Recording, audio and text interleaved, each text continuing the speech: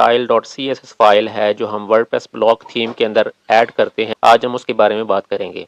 ये जो फाइल है style dot C S S, ये अगर आप कहें कि जो वर्डप्रेस की कोई भी थीम है, क्लासिक थीम हो या ब्लॉक थीम, उसके अंदर जो सबसे ज़्यादा जो इम्पोर्टेंट फाइल है वो ये फाइल है style dot C S S.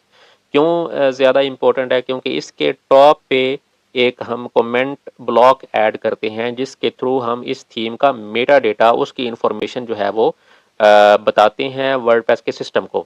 और जो वर्डप्रेस का सिस्टम है वो सबसे पहले इसी फाइल को रीड करता है और इसके ऊपर जो मेटा डेटा की इंफॉर्मेशन है उसकी बेस पे वो ये डिसाइड करता है कि इस थीम के इसका थीम का नेम क्या है, उसकी डिस्क्रिप्शन क्या है, इसके टैग्स क्या हैं, इसका ऑथर कौन है, वो सारी इंफॉर्मेशन वो इसी कमेंट ब्लॉक से पुल करता है।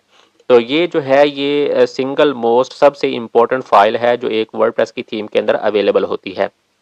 फॉर एग्जांपल अगर हम अपने वर्डप्रेस थीम का जो डैशबोर्ड पेज है अगर हम उसको ओपन करें और उसके अंदर जो अपीयरेंस और उसके अंदर थीम्स के फोल्डर के अंदर थीम्स के मेन्यू ऑप्शन के अंदर अगर हम जाएं, जहां पर आपको सारी थीम्स शो हो रही होती हैं, तो उस पेज पे अगर आप जाएंगे तो वहां पर आपको इस तरीके से उस थीम की इंफॉर्मेशन जो है वो पॉपअप के अंदर शो होती है। जब आप किसी भी थीम पर क्लिक करते हैं तो आपको उसकी डिटेल्स शो होती हैं। ये देखें, आपको उसका टाइटल शो होता है, उसके ऑथर का नेम शो होता है, उसकी डिस्क्रिप्शन, उसके टैग्स वगैरह।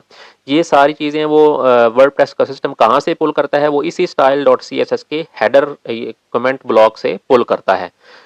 तो इस लिहाज से ये जो फाइल है ये सबसे ज़्यादा इम्पोर्टेंट है। तो इसमें अगर हम नीचे आएँ तो इसमें उसने बताया हुआ है कि कौन कौन से इंफॉर्मेशन जो है वो हम इस फाइल के अंदर कमेंट ब्लॉक के अंदर ऐड कर सकते हैं। वैसे तो बहुत सारे टैग्स हैं जो हम यूज़ कर सकते हैं, लेकिन जो सबसे ज़्यादा इम्पोर्टेंट है, जो सिंगल रिक्वायर्ड कमेंट का ऑप्शन है वो ये वाला है, जिसके अंदर आपने बताना होता है कि इस थीम का नेम क्या है। ये एक टैग ऐसा है जो रिक्वायर्ड है, इसके बगैर आपकी थीम जो है वो रिकॉग्नाइज नहीं होती। इसके अलावा जो टैग्स हैं वो सारे ऑप्शनल हैं, वो अगर आप ना भी ऐड करें तो उससे कोई इतना फ़र्क नहीं पड़ता। लेकिन ये जो टैग है ये आपने उसके स्टार्ट में ज़रूर ऐड करना होता है। इससे वर्डप्रेस को पता चलता है कि इस थीम का नेम क्या है और वो इस थीम को वर्डप्रेस सिस्टम जो है उसको रिकॉग्नाइज करता है। और ये जो फाइल है style dot C S S, ये आपके थीम के फोल्डर के बिल्कुल रूट के अंदर होती है, यानी किसी आगे सब फोल्डर के अंदर आपने ऐड नहीं करनी, बल्कि जो थीम का आपका मेन फोल्डर है उसी के अंदर आपने इस file style dot C S S को ऐड करना है। जैसे आप यहाँ पर देखें उसने शो किया हुआ है वर्डप्रेस के अंदर, अगर फोल्डर्स को आप देखें तो WP डैश कॉन्टेंट का फोल्डर होता है जिसके अंदर आपकी सारी थीम्स अवेलेबल होती हैं। उसके अंदर फिर थीम्स का WP डैश कॉन्टेंट के फोल्डर के अंदर ये आपका थीम्स का फोल्डर होता है जिसके अंदर आपकी सारी थीम्स अवेलेबल होती हैं। तो ये अगर उसने एक थीम कस्टम बनाई है तो उसके अंदर उसके रूट फोल्डर के अंदर आपने इस style dot C S S के फाइल को ऐड करना होता है। जैसे अगर हम अपनी जो डेमो थीम की साइट हमने बनाई हुई है उसका अगर हम फोल्डर स्ट्रक्चर देखें तो ये आपका WP डैश कॉन्टेंट का फोल्डर है और इसके अंदर आपके प्लगइन्स और थीम्स का फोल्डर। थीम्स के फोल्डर के अंदर अगर हम जाएं तो आपकी जितनी थीम्स इस टाइम आपकी वर्डप्रेस साइट के अंदर अवेलेबल हैं वो सब के फोल्डर्स यहाँ पर अवेलेबल हैं। जैसे ये आप देखें, ये हमने कोडो डैश थीम के नेम से एक कस्टम ब्लॉक थीम बनाई थी अपनी एक डिफॉल्ट थीम को यूज़ करते हुए। तो इसका कोड जो है वो इसके अंदर है। तो इसमें भी आप देखें ये वो style dot C S S की फाइल है जो हर थीम के अंदर अवेलेबल होती है। आप कोई भी थीम देखें उसके अंदर उसकी रूट डायरेक्टरी के अंदर ये style dot C S S की फाइल अवेलेबल होती है। और कोई अगर आपने नई थीम बनानी हो तो इस WP डैश कॉन्टेंट और थीम्स के फोल्डर के अंदर आप सबसे पहले उस थीम का एक फोल्डर बनाते हैं और उसको एक नेम देते हैं। लेट्स से हम कहते हैं ये हमारी एक डेमो थीम है, कस्टम थीम है, डेमो डैश थीम हमने उसका नाम रखा। तो इसके अंदर आप सिंपली ये फाइल क्रिएट कर सकते हैं। न्यू पे जाएंगे और टेक्स्ट डॉक्यूमेंट आप एक ऐड कर लें और इसको आपने ओपन कर लेना है और इसके अंदर आपने ये वाला ब्लॉक ऐड करना है। ये जो रिक्वायर्ड ब्लॉक है आपका, इसको आप कॉपी कर लें और इसको इस फाइल के अंदर आप ऐड कर दें और इसका हम नेम रखते हैं। इसको आपने अब सेव एज करना है ताकि ये स्टाइल फाइल कंसिडर हो, CSS फाइल कंसिडर हो। तो फाइल में जाएंगे, सेव एज, और इसमें आपने एक तो यहाँ से सेव एज टाइप को ऑल फाइल्स कर देना है और फिर यहाँ पे आपने इसको करना है स्टाइल डॉट CSS। फिर आपने इसको सेव कर देना है तो अब ये जो आपकी फ़ाइल है ये इसने टेक्स्ट डॉक्यूमेंट से इसको style dot C S S, यहाँ पे आप टाइप देखें कि स्केडिंग स्टाइल शीट आ रहा है। तो अब ये आपकी proper style dot C S S की फ़ाइल ऐड हो चुकी है। इसको आप डिलीट कर सकते हैं न्यू डॉक्यूमेंट को। और फिर ब्लॉक थीम्स के लिए जो दूसरी रिक्वायर्ड फाइल होती है, वो जैसे हमने पिछली वीडियो के अंदर डिस्कस किया था कि आपने एक फ़ोल्डर बनाना है टेम्पलेट्स के नाम से। टेम्पलेट्स के नेम से आपने फ़ोल्डर बनाना है और इस टेम्पलेट्स के फ़ोल्डर के अंदर आपने एक फ़ाइल क्रिएट करनी है index.html। उसी तरह हम टेक्स्ट डॉक्यूमेंट ऐड करेंगे और इसको ओपन कर लें और यहाँ पे आप कोई भी लेट्स से डेमो के लिए हम एक ऐड कर देते हैं कुछ भी टेक्स्ट, डेमो टेक्स्ट। ये हम जस्ट इसका डेमो ले रहे हैं, एक स्क्रैच से हम थीम किस तरीके से बनाते हैं और कौन सी उसके अंदर फाइल्स रिक्वायर्ड होती हैं।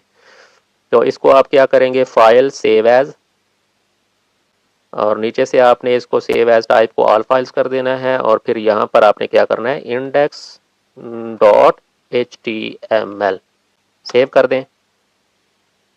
तो ये आप देखें इस टेक्स्ट डॉक्यूमेंट से हमने index.html फाइल जो है ये क्रिएट कर ली है। अब आपने इस फाइल को डिलीट कर देना है। तो अभी आप देखें हमने थीम्स के फोल्डर के अंदर एक नया फोल्डर क्रिएट किया डेमो डैश थीम के नेम से, और इसके अंदर हमने एक style dot C S S की फाइल ऐड की जिसके अंदर हमने कमेंट ब्लॉक के थ्रू बताया कि इस थीम का नेम क्या है। फिर टेम्पलेट्स का फोल्डर हमने क्रिएट किया और उसके अंदर सिंपली हमने एक index dot H T M L file जो है वो क्रिएट की है। अभी इतना करने के बाद अगर आप अपने वर्डप्रेस के डैशबोर्ड के अंदर जाएं और इसके अंदर अपनी अपीयरेंस और थीम्स के पेज के ऊपर जाएं, तो अब यहाँ पर आप देखें इतनी दो फाइल्स ऐड करने से वर्डप्रेस ने रिकॉग्नाइज कर लिया है कि ये एक आपकी वर्डप्रेस की ब्लॉक थीम है। ठीक है, लेकिन जस्ट इसके अंदर हमने रिक्वायर्ड चीज़ें ऐड की हैं, कोई एक्स्ट्रा इन्फॉर्मेशन इसके अंदर हमने अभी ऐड नहीं की। लेकिन बताने का मकसद ये है कि सिर्फ एक style dot C S S की फाइल ऐड की है हमने, उसके अंदर सिर्फ एक लाइन कोड की ऐड की है और टेम्पलेट्स के फोल्डर के अंदर जस्ट हमने index dot H T M L की फाइल क्रिएट की है, और ये काम करने से वर्डप्रेस इसको एज अ थीम रिकग्नाइज कर लेता है। तो ये हमने इसका जस्ट एक डेमो किया है। फिर वो जो style dot C S S के दूसरे टैग्स हैं जो हम style dot C S S के टॉप पे ऐड करते हैं, उनको अगर हम देखें, जैसे ये देखें यहाँ पर उसने ये बाकी जो उसके टैग्स हैं वो भी बताए हुए हैं। ये वाला टैग तो हमने ऐड करके देख लिया है। इसी तरीके से बाकी जो टैग्स हैं वो ऑप्शनल हैं, वो भी आप ऐड कर सकते हैं। जैसे थीम यू आ रही है, इसके थ्रू आप बताते हैं इस थीम के बारे में। अगर आपका यूज़र जो है वो मज़ीद इन्फॉर्मेशन हासिल करना चाहे तो वो किस पेज पे जाके इसको देख सकता है। इसी तरह थीम की डिस्क्रिप्शन आप ऐड कर सकते हैं, उसका वर्जन बता सकते हैं, ऑथर कौन है उसका नेम ऐड कर सकते हैं, ऑथर की यू आर आई, ऑथर की अगर कोई वेबसाइट है तो वो ऐड कर सकते हैं, इस थीम के टैग्स ऐड कर सकते हैं, टेक्स्ट डोमेन ऐड कर सकते हैं। ये ट्रांसलेशंस के लिए हम यूज़ करते हैं, इसको लेटर ऑन डिस्कस करेंगे टेक्स्ट डोमेन्स क्या होती हैं। फिर वो जो आपकी ट्रांसलेशन है इस थीम की वो किस फोल्डर के अंदर अवेलेबल होंगी, उसका पाथ आप बता सकते हैं। बाय डिफ़ॉल्ट इसका स्लैश लैंग्वेजेस का फोल्डर होता है। ये सारी चीज़ें हम बाद में डिस्कस करेंगे। टेस्टेड अप टू, अब ये इंपॉर्टेंट चीज़ है वो ये कि वो कौन सा लेटेस्ट वर्जन है जहां तक आपने इस थीम को टेस्ट किया हुआ है, वो वर्जन आप वर्डप्रेस का यहाँ पर बताते हैं। रिक्वायर्स एटलीस्ट, वो मिनिमम कौन सा वर्डप्रेस का वर्जन है जो इस थीम के लिए ज़रूरी है। मिसाल के तौर पर अगर आप ब्लॉक थीम यूज़ कर रहे हैं तो एटलीस्ट आपका 5.9 जो है वो वर्डप्रेस का वर्जन होगा, क्योंकि उससे पहले ब्लॉक थीम जो है वो सपोर्टेड ही नहीं थी। तो ये आप वो मिनिमम वर्जन बताते हैं वर्डप्रेस का जिससे ऑन वर्ड आप जो है इस थीम को यूज़ कर सकते हैं। फिर PHP का स्पेसिफिक वर्जन आप बता सकते हैं कि इसके लिए एटलीस्ट PHP का ये वाला वर्जन होना चाहिए। इसी तरीके इस थीम का लाइसेंस क्या है, जनरली वो GNU होता है वर्डप्रेस की थीम्स के लिए लाइसेंस, वो आप एज इट इज़ इसको यूज़ कर सकते हैं। इस लाइसेंस की URI भी उसने यहाँ पर मेंशन की हुई, इसको एज इट इज़ आप ये दोनों फील्ड्स ऐड कर सकते हैं। तो ये जो है इसके सारे टैग्स हैं जो हम style dot C S S की फाइल के अंदर ऐड कर सकते हैं। ये बेसिकली मेटा इन्फॉर्मेशन होती है किसी भी थीम की, जो थीम्स के पेज के ऊपर जब आप इसकी थीम की डिटेल्स पे क्लिक करते हैं तो यहाँ पर वो सारी डिटेल जो है वो शो होती है, उसका नेम, उसका ऑथर, उसकी डिस्क्रिप्शन, टैग्स वगैरह सारी चीज़ें जो हैं वो वहाँ से style dot C S S से बेसिकली पुल कर रहा होता है वर्डप्रेस का सिस्टम। तो ये इसके सारे टैग्स हैं जिनको हमने डिस्कस कर लिया। इनको भी हम ऐड करके देखते हैं और फिर वर्डप्रेस डैशबोर्ड के अंदर देखते हैं कि ये जो डिटेल्स हैं ये हमें किस जगह पर शो होती हैं। तो इस सारे कोड ब्लॉक को हम यहाँ से कॉपी कर लेंगे और अपने थीम की जो हमारी style dot C S S की फ़ाइल है इसको हम ओपन कर लेंगे।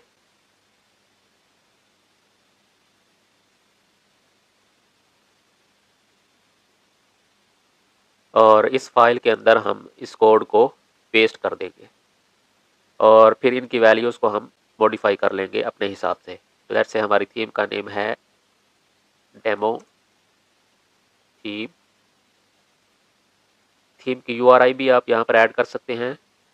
कोई भी आपकी अगर वेबसाइट है और उसके ऊपर कोई पेज आपने बनाया हुआ है जिसके अंदर आपकी थीम की डिटेल्स हैं तो वो आप यहाँ पर ऐड कर सकते हैं। इसी तरह थीम की डिस्क्रिप्शन यहाँ पर ऐड कर सकते हैं। फिलहाल इसको ऐसे ही रहने देंगे। इसका वर्जन चेंज कर सकते हैं, ऑथर का नेम ऐड कर सकते हैं।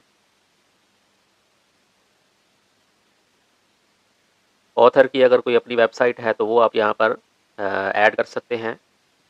जैसे डेमो के लिए हम ऐड कर देते हैं यहाँ पर अपनी ब्लॉग साइट ऐड कर देते हैं। इसके अलावा इसके जो टैग्स हैं वो आप यहाँ पर ऐड कर सकते हैं, कॉमा सेपरेटेड होने चाहिए और अगर 2 वर्ड्स हैं तो उसके दरमियान में डैश आप ऐड करेंगे, स्पेसेस ऐड नहीं करेंगे। ठीक है, लेट्स से एक और हम इसमें टैग ऐड करते हैं, पोर्टफोलियो डैश थीम।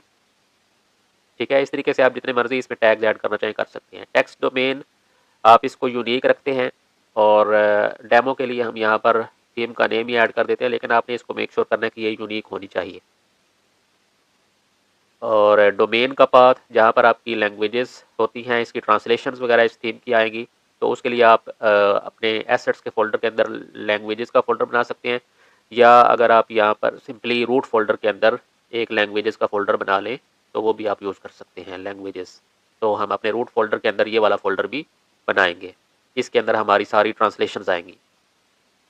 फिर ये हम इसको बता देते हैं कि इसको हमने टेस्ट किया है अप टू जो हमारा अभी लेटेस्ट वर्जन इसके अंदर है वर्डप्रेस के अंदर। तो हमारा इस टाइम पे जो वर्डप्रेस का वर्जन इंस्टॉल्ड है वो 6.7.2 है। तो ये हम यहाँ पर ऐड कर देंगे 6.7.2 और रिक्वायर एटलीस्ट में हम बताएंगे कि वो मिनिमम कौन सा वर्डप्रेस का वर्जन है जिसमें ये थीम चल सकती है। तो लेट्स से हम इसको 5.9 कर देते हैं। आप इसको चेंज भी कर सकते हैं, लेट्स से आप इसको 6.0.0 भी कर सकते हैं, जहाँ तक आपने जो आपकी इसका मिनिमम रिक्वायर्ड वर्जन है वर्डप्रेस का।